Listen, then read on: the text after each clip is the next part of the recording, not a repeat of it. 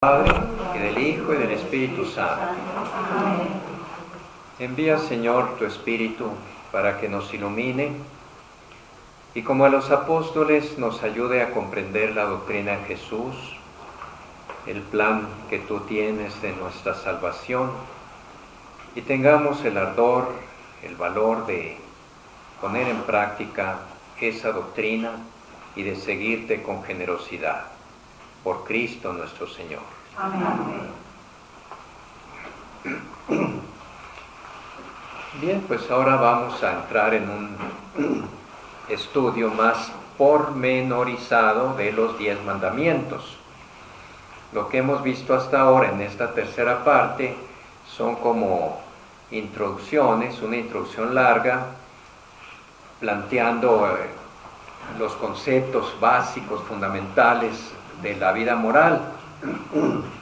Comenzamos hablando de la dignidad de la persona humana, que el hombre tiene una gran dignidad por ser imagen de Dios, criatura de Dios, hecho en imagen y semejanza.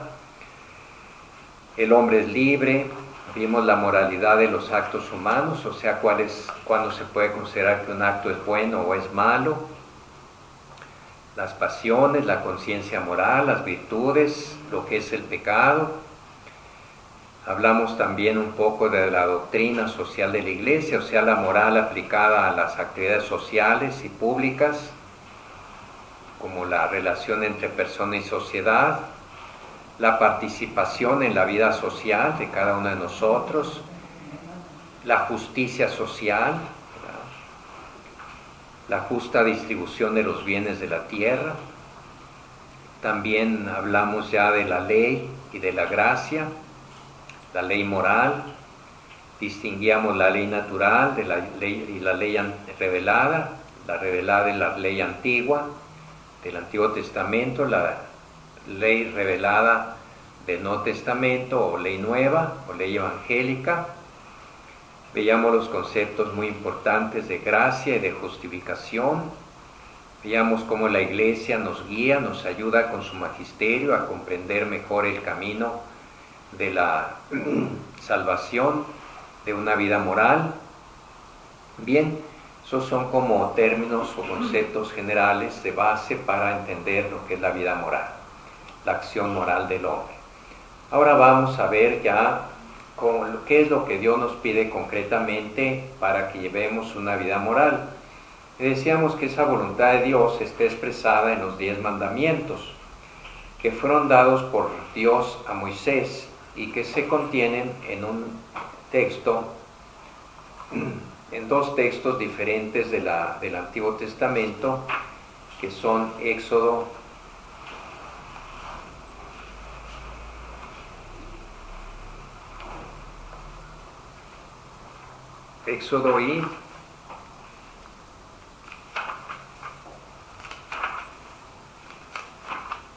y Deuteronomio, Éxodo 20 y Deuteronomio 5. Y al lado de esas formulaciones bíblicas de los 10 mandamientos, que difieren un poquito, porque el primer mandamiento o los primeros 3 mandamientos que se refieren a Dios, están como más explayados en Éxodo y más escuetos en Deuteronomio. Viene luego la formulación catequética de la Iglesia de esos 10 mandamientos, en los que no cambia nada, sino que formula de una manera más pues diríamos, más escueta y más precisa esos 10 mandamientos, los que formuló de manera que nos los aprendamos en el catecismo. Decíamos también que los 10 mandamientos prácticamente son expresión de la ley natural. Si están en la ley revelada, o sea, si están en la Biblia, es porque Dios quiere ayudar al hombre que por su confusión, por la confusión del pecado, no es capaz de captar en toda su pureza la ley natural, sino que está como incapacitado, pervertido para ello. Entonces, esos 10 mandamientos que rigen la vida moral de cualquier sociedad antigua, moderna, futura, de cualquier hombre, sea creyente, sea no creyente, en la Biblia están con más seguridad expresados, de manera que no nos equivoquemos al interpretarlos. ¿Y por qué son de la ley natural? Por ejemplo, no matar. O sea, cualquiera que use la propia razón, la propia inteligencia, pues sabe que no se puede matar a otro. Ahora, si hay tanta muerte, en nuestra sociedad, muerte violenta, muerte voluntaria de otros, pues es por dos razones. Una, porque aún conociendo esa ley natural, el hombre va contra ella, hace lo contrario, consciente, libre, voluntariamente, o bien porque en ciertos casos muy extremos, alguien no sabe distinguir exactamente cuándo o por qué debe no matar. Pero, insisto, son principios morales inscritos en la naturaleza del hombre por vía de la razón. La razón sola basta para captarlos. Y así vemos, por ejemplo, en un Aristóteles, el filósofo griego, pagano, que tiene una ética a Nicómaco. Sócrates es autor también de libros de ética. Son pues filósofos paganos que expresan a partir de la sola razón de una filosofía que estudia los actos humanos, llegan a conclusiones parecidas a los 10 mandamientos. Pero nadie llega con tanta seguridad, con tanta firmeza a conocerlos como los que estamos iluminados por la luz de la fe. De hecho, el pueblo de Israel, un pueblo pequeño, si lo comparamos con los grandes, rutilantes imperios de la antigüedad que lo rodeaban, como el imperio persa, babilonio, caldeo, egipcio, griego, romano, pues ¿qué era Israel? Era un puntito allí, en medio de una geografía perdida. No era nada. No era nada Israel en términos de filosofía, de poder económico, de poder político, de influencia. No era nada. No contaba gran cosa en el contexto internacional. Y sin embargo Israel tenía una moral mucho más estricta, mucho más exigente, mucho más clara, mucho más definida que esos grandes imperios. Incluso que los griegos, que tenían filósofos tan importantes como Aristóteles, Platón, Sócrates, etc. O los romanos, que tenían a un Cicerón.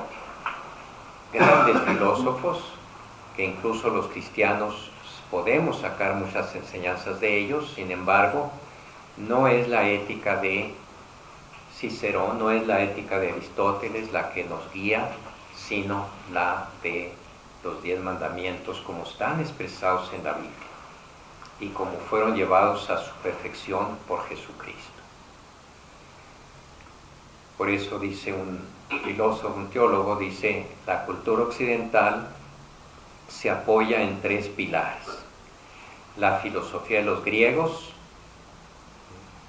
el derecho de los romanos y la moral de los profetas. Precisamente es la que ha construido la civilización occidental. Y es lo que ahora los occidentales, que han abandonado sus raíces cristianas, están hundiendo Europa y están hundiendo al mundo occidental en las tinieblas del paganismo otra vez, porque están renunciando, negando esas raíces bíblicas. Pero la Iglesia no solamente tomó esos 3 pilares, sino que los armonizó entre sí. Purificó la filosofía griega, como lo hizo Santo Tomás con Aristóteles, como lo hizo San Agustín con Platón,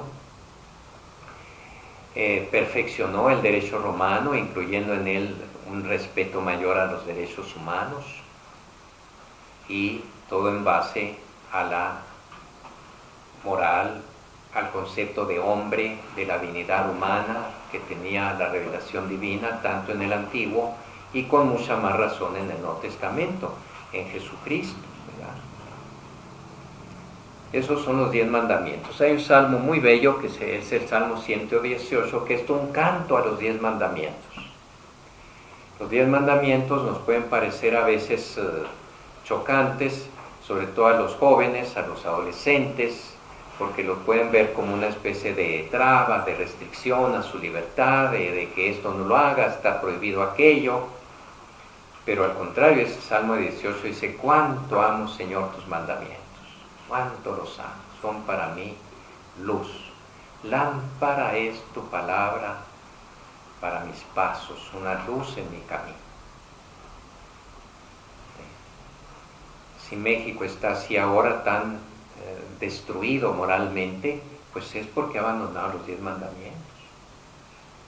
Y de un pueblo católico que tenía sus fibras más profundas, familiares, la ética bíblica, pues se ha convertido en un pandemonium, en un país que es de los principales proveedores de almas para el infierno. Es duro lo que dije, es espantoso, pero es la verdad. Ustedes creen que estoy exagerando, y sí es cierto, pero la realidad es peor que mis exageraciones. Tanta gente que, pues no que descubren de repente una fosa con 18, 20 cadáveres, con 100 cadáveres, una fosa común, fruto de la criminalidad. Eso es algo espantoso, a lo que no debemos acostumbrarnos. Fíjense, un mandamiento: no matarás, no robarás. ¿Cómo se cumple así generalmente en nuestro país?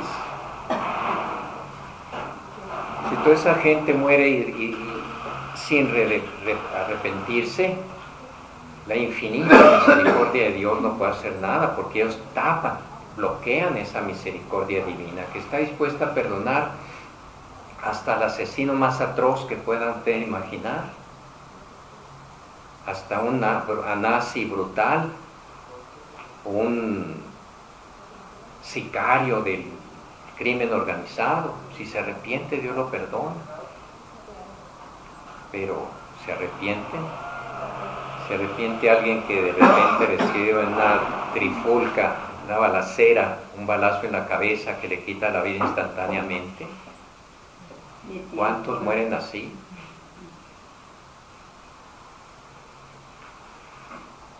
Entonces, ¿cómo necesitamos los 10 mandamientos? Les recomiendo mucho un repaso al Salmo 118, que es uno de los más largos que hay en la Biblia.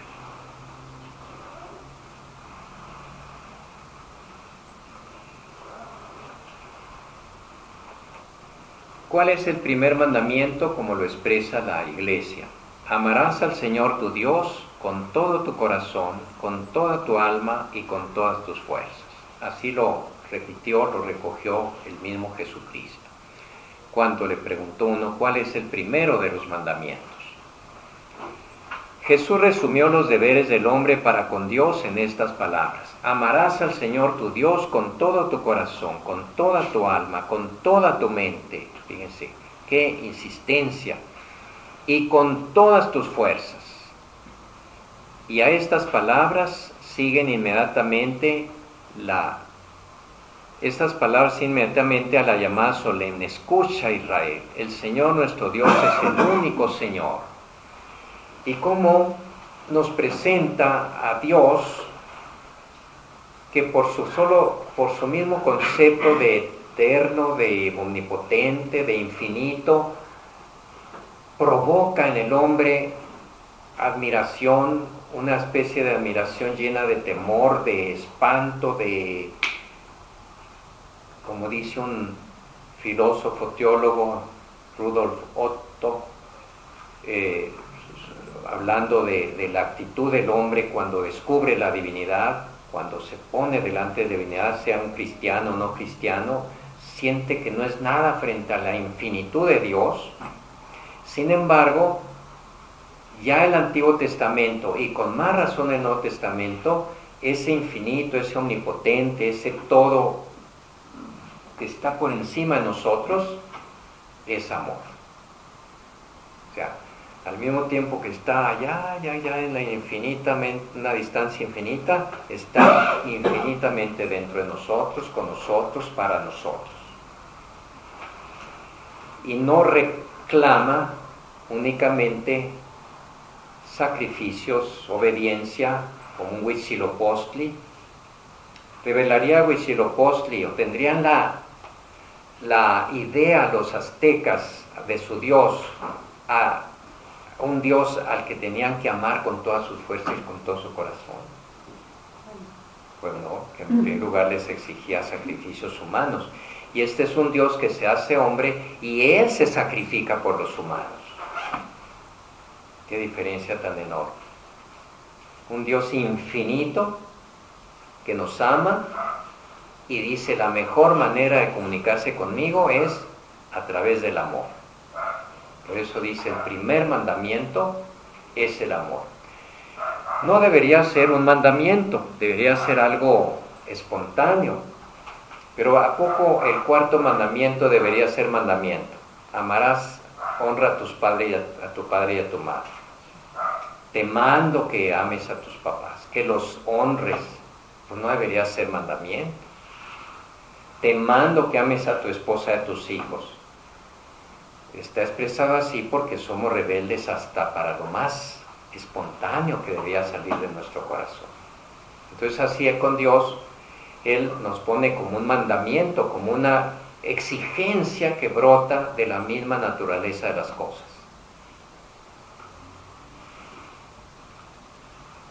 Y nos exige o nos dice que debemos amarlo porque Él nos amó primero. Expresó su amor a nosotros en la creación, en la elección de un pueblo que preparó la venida del Redentor, en el envío de su Redentor. Él siempre nos precede, siempre da el primer paso de amar. Entonces, el amor del hombre a Dios no es más que una reciprocidad que debemos tener al amor que Él nos tiene. Los mandamientos explicitan a continuación la respuesta de amor que el hombre está llamado a dar a su Dios. El primer mandamiento, según el Éxodo, es así: yo el Señor soy tu Dios, que te ha sacado del país de Egipto, de la casa de servidumbre. Fíjense cómo se presenta a través de términos que los judíos, como pueblo primitivo que eran, pues era un pueblo primitivo, más de 1700 años antes de Cristo, tienen que captar la bondad de Dios a través de hechos concretos. Yo los liberé a ustedes de la esclavitud, ustedes sufrían y yo los saqué de allí. Entonces ellos, así a través de cosas muy concretas, les dice cómo Él les ha manifestado su amor para que ellos lo entiendan. Que te saqué del país de Egipto, donde eras esclavo. No habrá para ti otros dioses delante de mí. ¿Por qué les decía eso? Porque estaban rodeados de pueblos idólatras. Pero eso vale también hoy. La gente tiene otros dioses en lugar del único Dios verdadero. Adora a otros dioses. El Dios dinero, el Dios poder, el Dios placer, principalmente. El ego, el vicio. Es decir, aquello a lo que Él entrega su vida. No te harás escultura ni imagen alguna, ni de lo que hay arriba en los cielos, ni de lo que hay abajo en la tierra, ni de lo que hay en las aguas debajo de la tierra. Los pueblos como idólatras, ya sabemos, sus dioses pues eran o un árbol, o el cocodrilo, o el halcón, o el buey, o así animales, ¿verdad? Que les dan carácter divino. Entonces, esto es muy liberador porque le dice al hombre, oye, momento, tú no te inclines ante lo que es criatura del único Dios, inclínate únicamente ante aquel que hizo esos animales, la luna, el sol. ¿Cuántos pueblos adoraban el sol o la luna?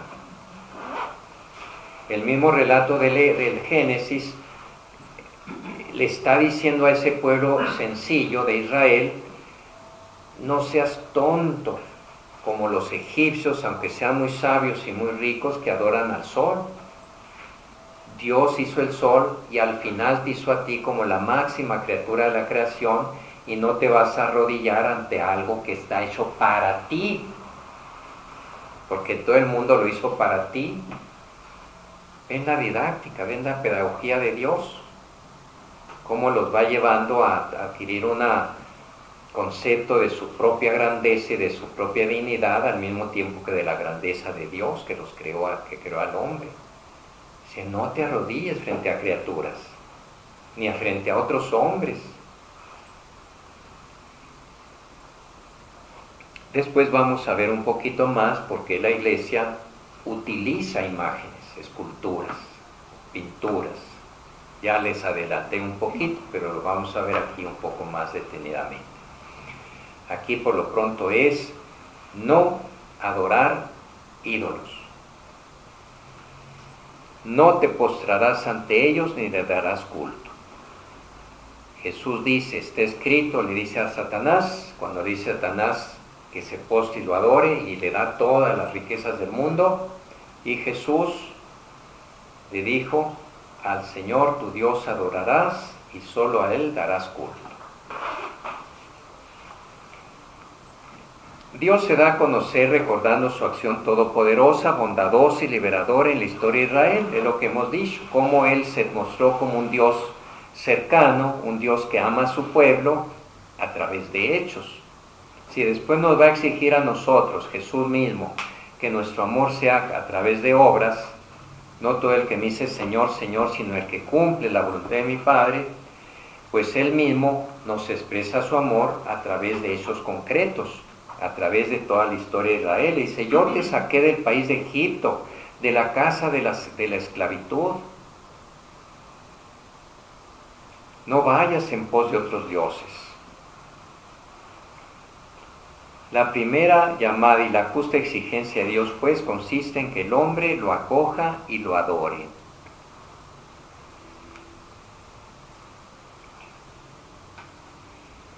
Y fíjense cómo el primer mandamiento no cuestiona, no dice, el primer mandamiento es reconocer que hay Dios.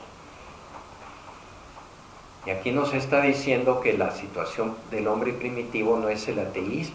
Él no comienza diciendo, hay un Dios al que tienes que adorar.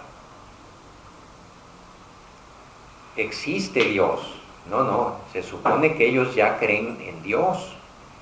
Pero puede ser que crean de una manera viciada por medio del politeísmo o por otras formas desviadas de creer en Dios, otros conceptos erróneos de Dios. Pero aquí supone que ya ellos creen en Dios.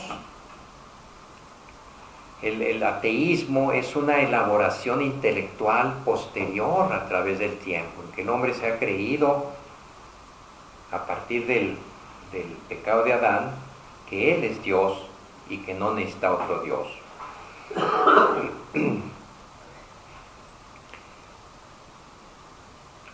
El Dios único y verdadero revela ante todo su gloria a Israel. La revelación de la vocación y de la verdad del hombre está ligada a la revelación de Dios. ¿Qué verdad tan grande es esta vez si la captamos? Es cierto que hemos fallado los cristianos muchas veces, pero básicamente nosotros estamos llamados a reconocer a todo ser humano en su dignidad, a no matar, a no herir, a no ofender, a no humillar, porque sabemos que Dios existe y Dios hizo al hombre. Entonces sabemos que atacar, herir al hombre es faltar a Dios.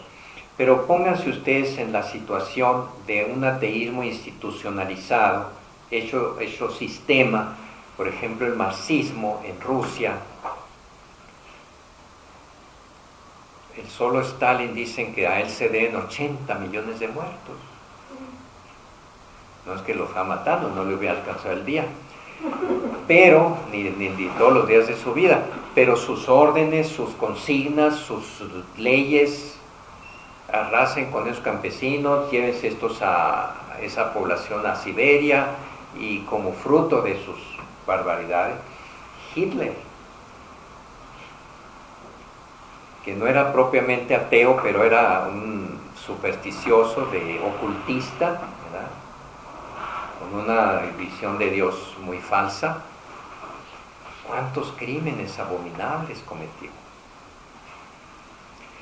Cuando no se cree en Dios, el concepto que se tiene del hombre no puede ser igual. Aunque los que digan defender al hombre sin creer en Dios, que digan que no creen en Dios pero que defienden al hombre, por ejemplo el marxismo, no pueden defender realmente al hombre porque no tienen la base de su creencia en Dios. Bueno, sí lo defienden, pero lo defienden de una manera muy parcial, digamos. Para salvar a este, mato a este. Para salvar a los pobres, a los proletarios, mato a todos los que se me opongan al rey. Ahora que murió Fidel Castro, pues se ha hablado, muchos han hablado de sus méritos, de su grandeza, que se opuso a Estados Unidos, pero pocos han hablado, sobre todo a un nivel oficial, de los miles de muertos que causó. Para salvar, para liberar a su pueblo. Entonces uno le puede decir, oye, no me liberes, mejor. Muchas gracias. Con tantos fusilados, con tantos en la cárcel, con tantos que salieron huyendo, no me salves. ¿Ustedes creen que todos los fusilados eran culpables? ¿Ustedes creen que mató a los opresores ante el régimen anterior? No, simplemente gente que quería ejercer su libertad de pensar como querían. La revelación de la vocación y de la verdad del hombre, o sea, sabemos quién es realmente el hombre, cuál es su vocación y su dignidad, por la revelación de un Dios, porque conocemos a Dios, amamos a Dios y sabemos que ese Dios hizo al hombre. ¿Está claro eso?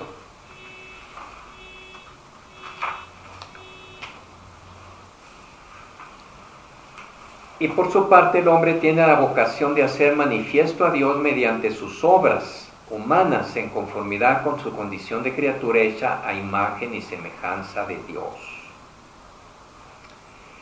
Y es ahí donde nosotros, los que creemos en Dios, provocamos muchas veces que los que no creen, no crean. ¿Por qué?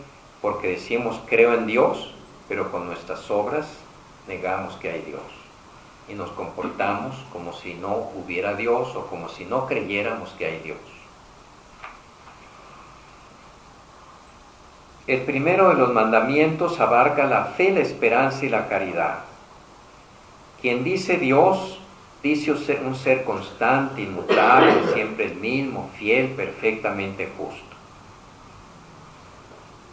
Y por lo tanto debemos aceptar sus palabras con una fe y una confianza completas. Él es el Todopoderoso, clemente, infinitamente inclinado a hacer el bien. Dicen que una vez un ermitaño que pasó allá como 60 años alejado del mundo, tal vez una leyenda, pero muy bonita, pues un día dijo, voy a ver cómo anda el mundo. Y se encontró, el primero que se encontró fue uno que no creía en Dios, y el ermitaño se soltó a llorar. ¿Cómo es posible que no crea en Dios? No lo podía creer, no lo imaginaba siquiera.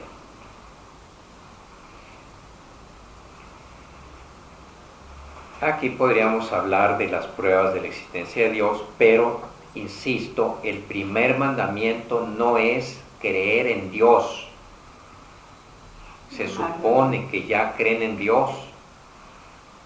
Nada más purifica la idea que se tenga de Dios y nos hace ver que ese Dios, que es infinito, nos invita a amarlo, pero no parte de una obligación de creer en Dios, esa ya la supone. La fe. Nuestra vida moral tiene su fuente en la fe en Dios que nos revela su amor. Es de alguna manera una síntesis de lo que venimos diciendo. Una verdadera vida moral solo se puede fundamentar en la fe en Dios, pero en una idea clara, una idea correcta de lo que es Dios. Porque insisto, si los aztecas adoraban a Huitzilopochtli, ya no sé quién más, pero tenían una idea de un Dios que exigía sangre humana y le sacrificaban constantemente a ese Dios, pues era un Dios que no era Dios. Es cierto que los pueblos paganos y las otras religiones no cristianas de alguna manera tienen a Dios, lo buscan y lo adoran hasta donde ellos pueden, hasta donde ellos alcanzan a comprender, ¿verdad? Pero ¿cuántas veces esa idea de Dios está muy viciada? Por eso el primer mandamiento, al mismo tiempo que supone que creemos en Dios, purifica, endereza, corrige, enriquece, ilumina nuestra idea de Dios, al decir que debemos amarlo porque Él es todo amor. Todo el mundo cree, casi todo el mundo cree en Dios. Incluso los ateos a lo mejor no creen en el Dios que ellos creen que decimos nosotros que es. Los agnósticos dicen, pues no sé si habrá Dios o no habrá. Y otros muchos, la mayoría sí creen en Dios. Pero Jesús vino a decirnos quién, cómo es Dios. O sea, no se puede creer realmente en Dios, conocer realmente a Dios, sino a través de Jesucristo. Y no se puede conocer a Jesucristo, porque también cada idea que hay sobre Jesucristo, que cada quien se inventa, que era un guerrillero, que era un gnóstico, que era un ser que vino de otro planeta, etc., sino a través de la Iglesia. Por esos tres conceptos, Dios, Cristo e Iglesia, están íntimamente unidos. No son, la Iglesia no es igual, pero sí a través de la Iglesia conocemos a Cristo y Cristo nos revela quién es Dios, cómo es Dios. Entonces, la fe se puede poner en cualquier Dios. Puede ser que alguien tenga mucha fe en su Dios, pero es una fe pues que no lo va a llevar a nada porque tiene una fe equivocada. Los musulmanes del ISIS, del Estado Islámico, que creen en Alá, ¿qué Dios será ese que después de matar, violar a una muchacha que es prisionera de los yazidíes o de los cristianos y tenerla ahí como esclava sexual y matarla cuando les dé la gana, va y se arrodilla en la mezquita a adorar a Alá? Casi diciendo, eso lo hice por amor a ti. Pues ¿qué Dios es ese? Dicen que Alá y Dios es nuestro Dios, el Dios de Jesucristo es el mismo, pero puede ser que muchos musulmanes sí tengan una idea de Alá muy parecida a la que nosotros tenemos que decir de Dios. Pero el Alá que brota del Corán y que manda matar, también en el Antiguo Testamento viene un Yahvé que manda matar, pero hay que entenderlo dentro de su contexto histórico y dentro de su cultura. Esa revelación va avanzando hasta que Jesucristo viene y dice, no solo matar es pecado, sino odiar. Y yo no vine a matar, vine a dar mi vida. Entonces, la fe en Dios tiene que ser en el Dios correcto, en el Dios verdadero, no en el Dios que cada quien se invente. Los narcos se inventan una diosa a la que le rinden culto, que es la Santa Muerte. Pero claro, es un Dios hecho a su medida, es una reflexión, un reflejo de lo que ellos sienten que es Dios, y la materializan en la Santa Muerte, que luego les aprueba todo lo que ellos hacen. Entonces allí ellos son los que mandan, mientras que uno tiene que escuchar a Dios, y Dios ha hablado por medio de la Biblia y por medio de la Iglesia nos enseña lo que hablaba en la Biblia.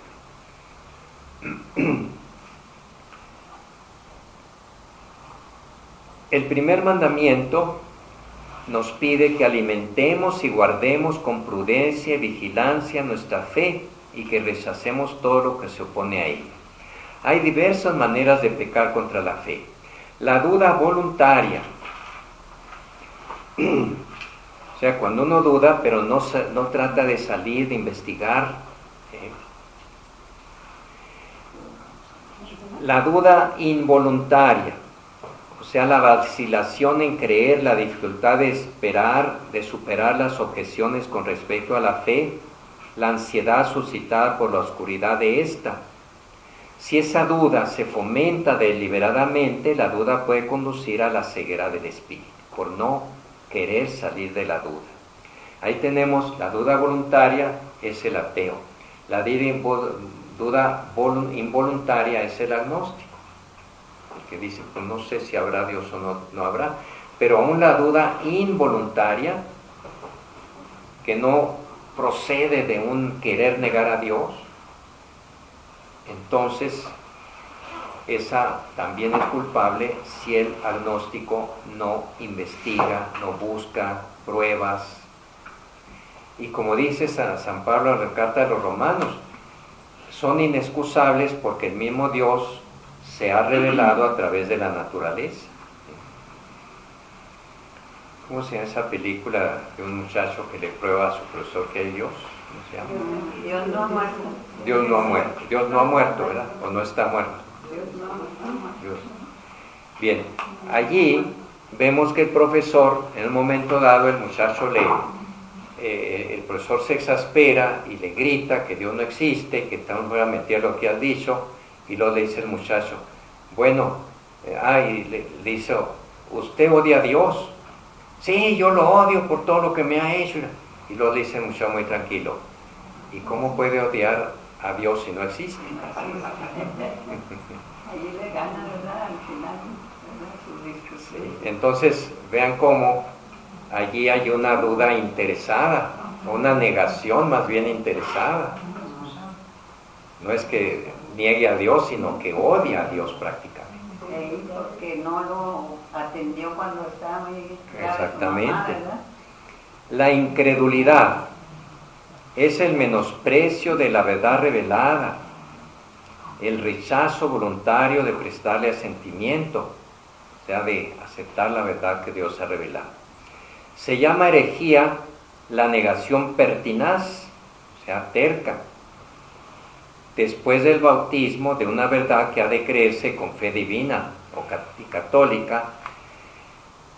Y apostasía es el rechazo total de la fe cristiana. Cisma es el rechazo de la sujeción al sumo pontífice o de la comunión con los demás miembros de la Iglesia. Tenemos aquí pues estos conceptos: incredulidad, herejía, apostasía y cisma.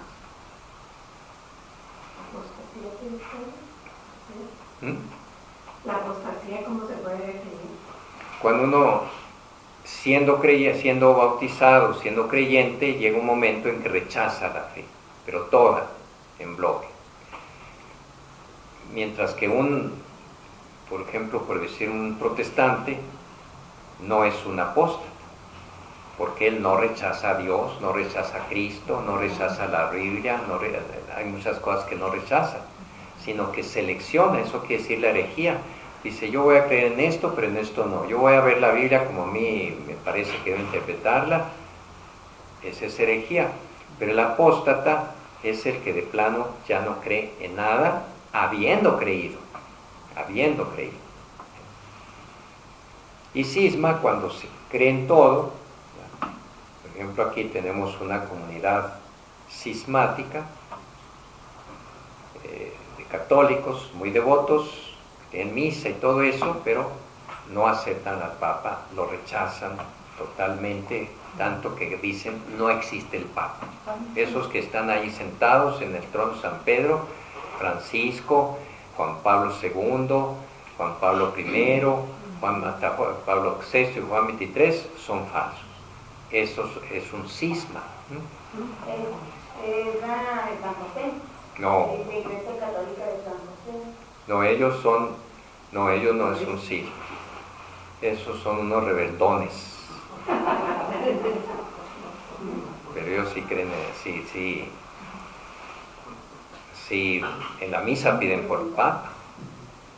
Y el jefe de ellos va a visitar al Papa y están en pláticas para ver cómo solucionan ciertos problemas. El Papa ha dicho que pueden seguir ordenando sacerdotes. El Papa en el año de misericordia extendió la facultad de perdonar el aborto también a los efebristas, y ahora en la misericordia el mísera lo extendió de una manera definitiva, no nomás por un año, a ellos, o sea que sí hay una relación. Me refiero a otros que están allá por la SOTE. No les digo la dirección porque se van a ir para allá. Ese es cisma. A veces uno anda muy preocupado, los católicos, por tanta secta que hay entre nosotros, que son herejías, que los protestantes, y que los protestantes, y que los protestantes, pero en realidad, tal vez la mayor parte de los católicos que dejan su iglesia o que se enfrían, no se hacen protestantes ni cismáticos. Caen en la incredulidad o caen en la apostasía. La mayor parte. Y los que son indiferentes. Incredulidad. Incredulidad.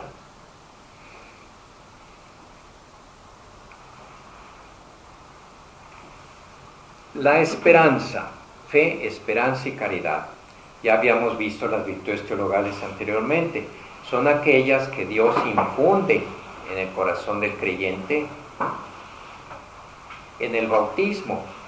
Pero claro, lo prepara el bautismo dándole esas virtudes, porque uno que no tuviera fe ya, pues no diría no quiero el bautismo, a no ser que es un bebé, y un bebé pues tampoco va a confesar su fe, ni ser consciente que la tiene.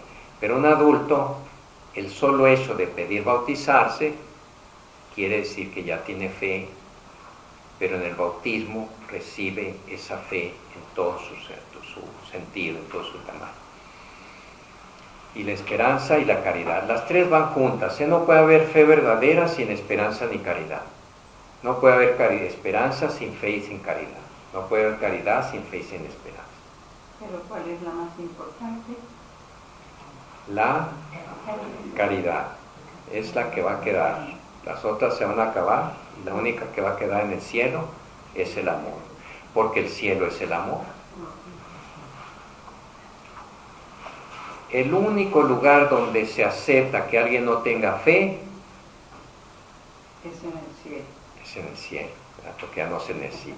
Ni esperanza. Ni esperanza, ya alcanzó el objeto de su esperanza.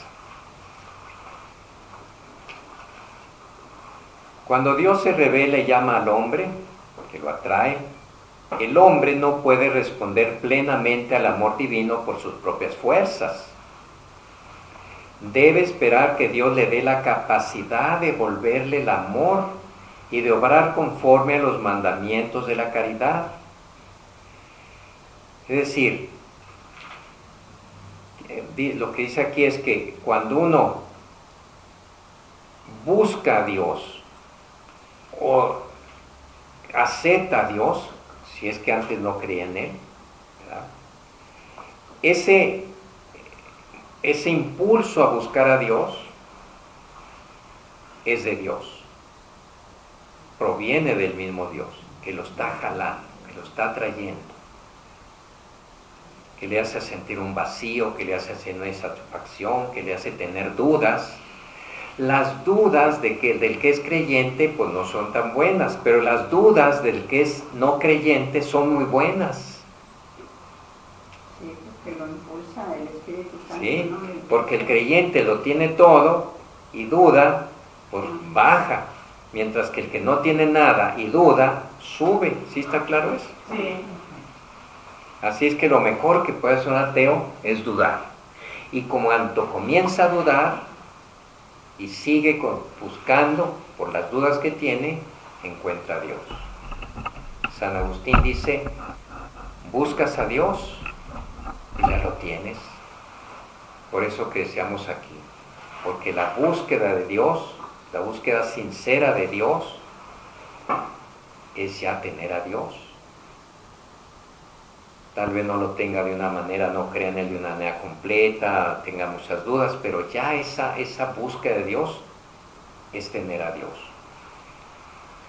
La esperanza es aguardar confiadamente, esa es la esperanza, aguardar, esperar confiadamente la bendición divina y la bienaventurada visión de Dios. Es también el temor de ofender el amor de Dios y de provocar su castigo. ¿Cuáles son los pecados contra la esperanza? Ya vimos los contra la fe. Ahora contra la esperanza, la desesperación. El hombre deja de esperar en Dios, en su salvación personal, en el auxilio para llegar a ella o en el perdón de sus pecados. Esto es no creer en la bondad de Dios. Es desconfiar de su misericordia. Me atrevería a poner aquí el caso de Judas. Aquí hay dos pecadores que negaron a Jesús, Judas y Pedro. Y Judas se ahorcó y Jesús dijo, más le valía no haber nacido, y Pedro es San Pedro. ¿Cuál fue la diferencia entre estos dos pecadores? Que uno desesperó, no creyó en el perdón de Dios, no creyó en su misericordia, y el otro se arrepintió, lloró, confió y Dios lo perdonó. Esa es la diferencia entre los dos. El otro pecado contra la esperanza es la presunción. ¿Qué es eso? Tiene dos aspectos. O bien el hombre presume de sus capacidades, esperando poder salvarse sin la ayuda de Dios. Es el pelagianismo. Es lo que hay mucho ahora en este mundo, en esta sociedad, en los católicos mismos. Creen que se van a salvar por sí mismos, sin necesidad de Dios. Ay, este hombre se había ido al cielo, no creía en nada, pero era muy bueno. Pues sí, era muy bueno, a lo mejor ya era tan bueno que eso equivalía a tener fe en Dios. Pero ¿quién puede ser tan bueno que se gane el cielo con sus buenas obras?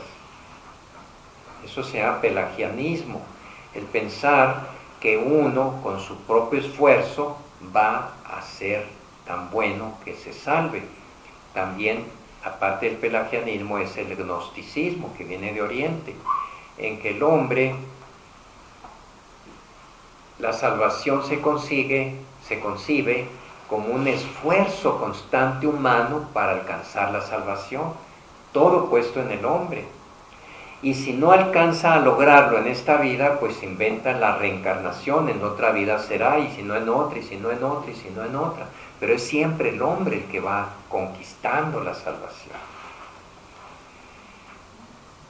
Esa es la presunción. O el otro aspecto de la presunción es de católicos, por ejemplo, que dicen, no, yo estoy seguro que Dios me va a salvar, haga lo que haga. Su misericordia es infinita. como decimos a veces, no puede haber infierno. Y si hay, nadie puede estar allí, porque Dios es misericordioso, su misericordia es infinita. Sí, pero Dios nos hizo libres, y si nos salvara en contra de nuestra voluntad, sin pedírselo, más aún negándolo, rechazándolo abiertamente, Él no nos impone la salvación. Él no nos obliga a ir al cielo. Ciertamente hay en el hombre un grado de ignorancia, como dijo Jesús, perdónalos porque no saben lo que hacen. Claro, si los judíos y los soldados romanos supieran que estaban matando a un hombre que es Dios, pues no lo hubieran hecho. Pero están matando a un hombre inocente. Fue la ignorancia de ellos, ¿no? Ignorancia, pero una ignorancia que podía verse, pues una ignorancia culpable. Sobre todo los jefes de los judíos, a los que Cristo les dio muchas pruebas de quién era Él.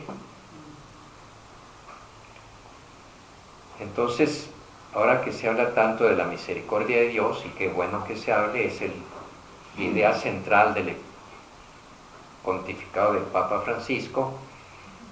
Claro, hay que recordar, insistir mucho en la misericordia de Dios, si no, pobres de nosotros. Pero no llegar a la presunción de que no necesito arrepentirme, de que al cabo Dios de todo modo me va a salvar.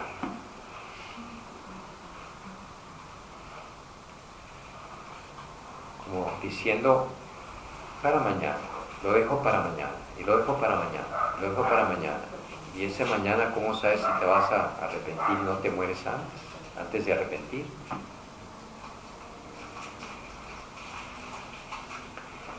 La caridad. La fe en el amor de Dios encierra la llamada y la obligación de responder a la caridad divina mediante un amor sincero. Como les decía, si uno cree en Dios, que es infinita, grande y bueno en grado infinito, ¿quién no lo va a amar?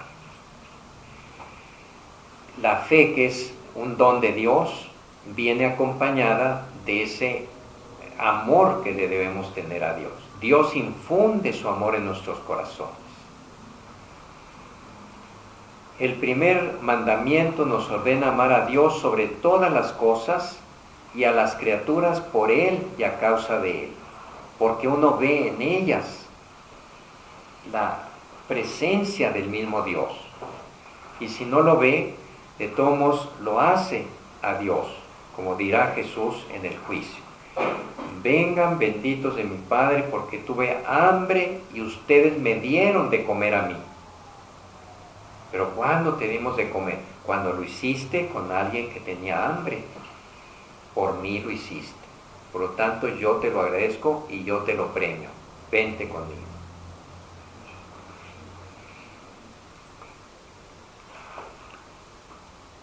¿Cuáles son las formas de ir contra el amor de Dios? Contra la caridad. Se puede pecar de diversas maneras contra el amor de Dios. La indiferencia, que descuida o rechaza la consideración de la caridad divina. Me vale, me importa un comino. La ingratitud, no reconoce todo lo que Dios ha hecho por él. La vida, la inteligencia, las fuerzas que tiene. Otro, la tibieza, que es una vacilación o negligencia en responder al amor divino. No, ¿para qué voy a misa? Ay, tan a gusto que estoy ahorita en la cama, muy a gusto. O viendo el partido de fútbol.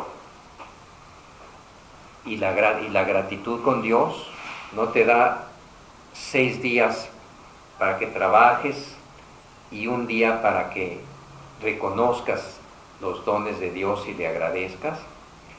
La asedía o asedia, aquí dice asedía, o pereza espiritual, es una especie de desabrimiento, de desgano. Ay, qué aburrido, todo lo que se refiere a Dios. Comienza uno a hablar de Dios y hacen así.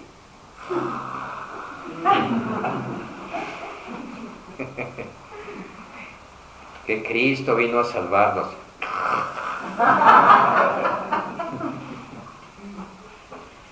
Un desinterés, un desabrimiento, un no sentir. ¿Cómo se llama? Tanto de espiritualidad y todo.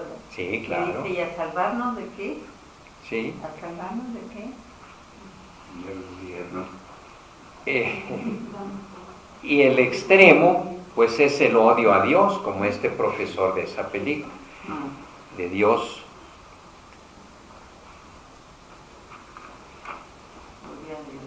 ¿De Dios qué? ¿Cómo dice? ¿Se llama? Dios no está muerto. El profesor ahí, él mismo declaró, yo odio a Dios. No cree en Dios y lo odiaba. Eso sí está muy raro, odiar algo que no existe. Eso tiene su origen en el orgullo. Puede ser que no sea un abatimiento, porque le ha ido tan mal en la vida, que dice Dios, si Dios existiera no habría pasado esto, ¿cómo no me salvó? Yo le pedí. Pues ahí más bien es una fe muy imperfecta que piensa que Dios tiene que hacer lo que uno le diga. Y uno le debe pedir a Dios, pero pues dejarle que Dios sea Dios y Él sabrá si me lo concede o no. Aparte uno debe echarse la culpa también de no pedírselo con Él, con la fe que debería. O en otras personas, ¿cómo permite que le hagan esto a un niño? Sí, por ejemplo. Sí. Es uno de los principales argumentos del ateísmo. Dios no existe porque si existiera no permitiría tanta desgracia, tanta crueldad, tanta guerra, tanto sufrimiento de los inocentes. Sigue la adoración, la oración, el sacrificio, promesas y votos, el deber social de la religión y el derecho a la libertad religiosa. Pero los vamos a dejar para el año que entra. El día 10 de enero creo es, ¿verdad? 10 de enero. A ver con cuántos kilos de más viene.